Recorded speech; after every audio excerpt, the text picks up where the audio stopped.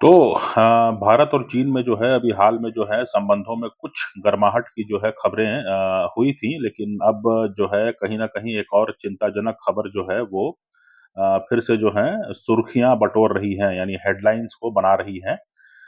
ताज़ा मामला जो है वो चीन का है, जो चीन जो है वो ब्रह्मपुत्र नदी पर तिब्बत में जो है ब्रह्मपुत्र नदी पर जो है एक बहुत ही बड़ा एक बाँध बना रहा है, डैम।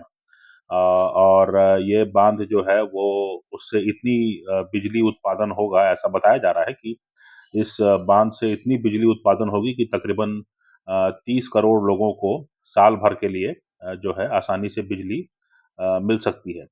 अब बिजली की बात तो अलग हुई, लेकिन ब्रह्मपुत्र पर जो है इतना बड़ा बाँध बनाने से भारत में चिंता है, क्योंकि भारत जो है चीन से तिब्बत से होकर के ये नदी भारत आती है और भारत से होकर के फिर बांग्लादेश जाती है। तो इसलिए भारत और बांग्लादेश में जो है कहीं न कहीं चिंता है कि ब्रह्मपुत्र नदी के प्रवाह पर जो है कितना कितना उसका असर पड़ेगा।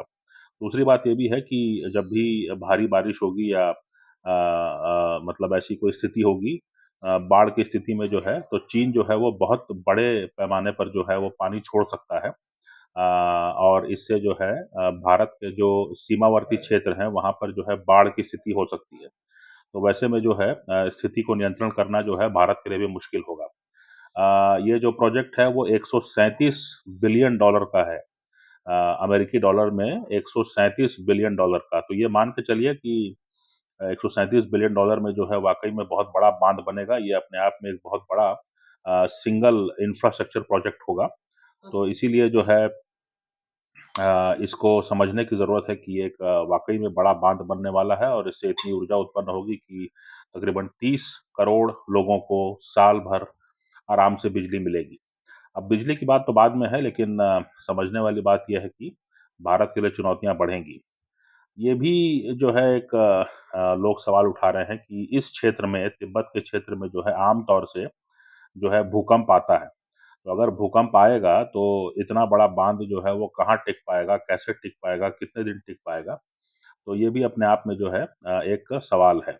लेकिन भारत सरकार ने अपने तौर पर जो तैयारी की है उसमें ये है कि वो भी जो है अरुणाचल प्रदेश में एक बाँध बनाने की तैयारी में है कि अगर जो है चीन की तरफ से अचानक पानी छोड़ा जाता है, तो बाढ़ को नियंत्रित किया जा सकता है, क्योंकि वो पानी जो है आकर के भारत के बाँध में आके रुकेगा। तो ये जो है कहीं न कहीं एक रेमेडियल मेजर जो है भारत ने लिया है, लेकिन समझने की बात ये है कि भारत और चीन के बीच में सामान्य स्थिति नहीं हो सकती है जब तक कि ताकत के मामले में दोनों बराबर ना हो जाएँ। तो इसलिए भारत को उस क्षेत्र में काम करने की ज़रूरत है।